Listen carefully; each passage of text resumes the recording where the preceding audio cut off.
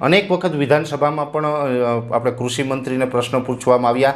કૃષિ મંત્રીએ વિધાનસભાના પટ ઉપરથી એવું કીધેલું પણ છે કે કોઈ પણ વસ્તુ ફરજિયાત લેવાની હોતી નથી। એ ત્યાંથી તો એવું સ્ટેટમેન્ટ આપી દીધું, પણ હકીકત એવી નથી।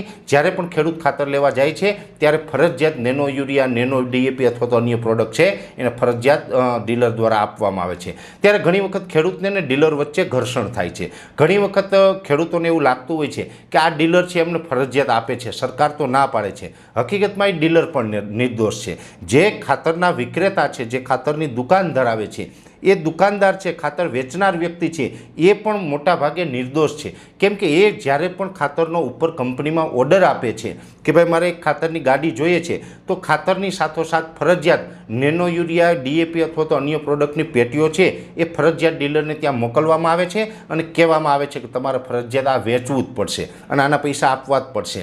એટલે આ કંપનીઓની, જે આ ઇફકો હોય, ક્રિપ્કો હોય, સરદાર હોય, નર્મદા હોય, આ દરેક કંપનીઓની તાનાશાહી કહેવાય। ફરજિયાત આવી વસ્તુ આપી અને ખેડૂતોને લૂંટવામાં આવી રહ્યા છે।